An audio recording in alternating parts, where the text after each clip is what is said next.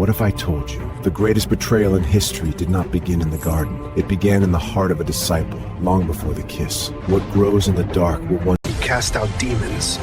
He witnessed miracles. He walked beside the Son of God. And still, he fell. Jesus chose 12 men, fishermen, a tax collector, a zealot with a dagger, and a thief, one who would sell him for silver, and Jesus knew it. So why give him power? Why let him hold the money? Why wash the feet of the man who would betray you? The story of Judas is darker and deeper than you think. He wasn't only a traitor. Before he was a traitor, he was chosen. Out of many followers, 12 were selected. 12 walked closer. 12 saw the miracles up close. 12 heard the private teachings. He was not forced into the group. He was not an accident.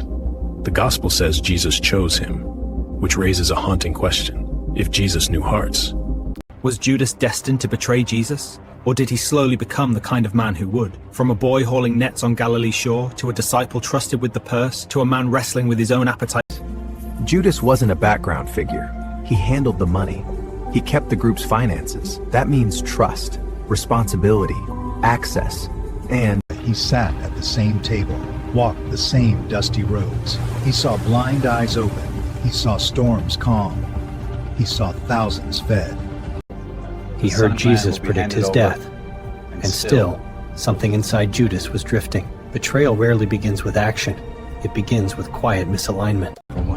In the Gospel of John, Judas is described as taking from the money bag. Small compromises, hidden habits, private corruption. 30 pieces of silver did not create the betrayal. They revealed it. When Mary poured out the costly perfume, Judas protested, not because he cared for the poor, but because greed had already taken root in him. Sin grows quietly before it acts publicly. That day, its fruit was only a question. Judas hoped for a different Messiah, a political liberator, a revolutionary king. Rome was oppressive. Israel was restless. But the true Messiah chose another way. He chose the way. Power, influence, a seat beside the king when his kingdom comes. Why shouldn't it be mine? Let the greatest among you become the servant of all.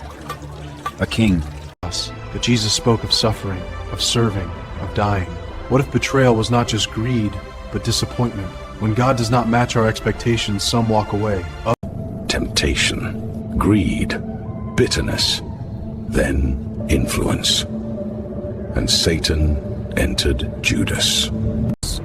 Darkness fills what is left unguarded. He'd been drifting long before that moment.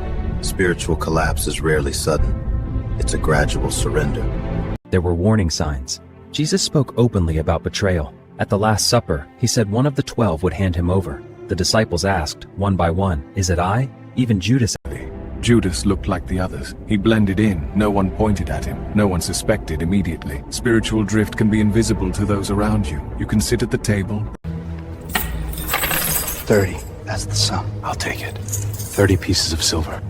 The price of a slave. Jesus, the price of a slave, the Son of God reduced to currency.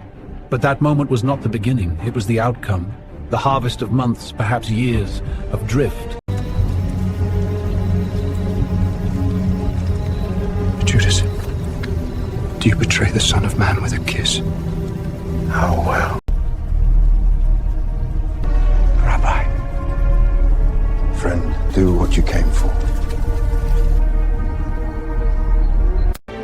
Friend, not enemy, not traitor, friend.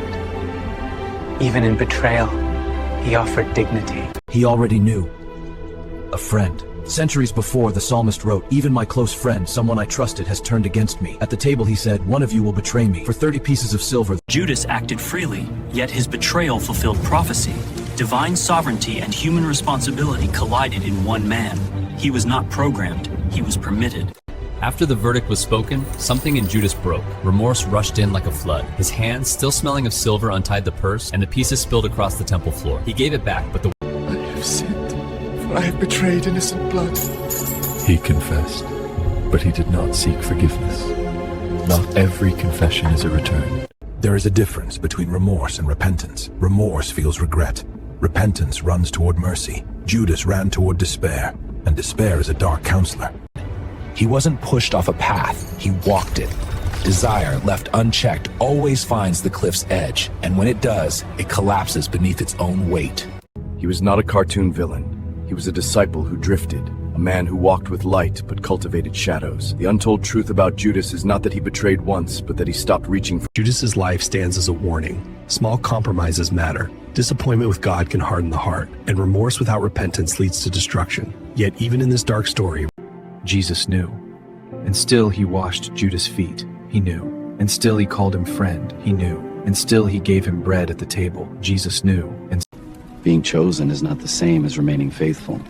And the greatest tragedies are not sudden betrayals. They are slow drifts.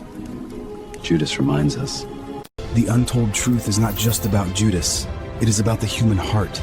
Guard it, because no one wakes up planning to betray truth. It begins quietly, and it ends. His story ended in sorrow. Betrayal weighed heavier than the silver in his hands. The coins fell, and with them his hope. The field bought by that price was called the field of blood.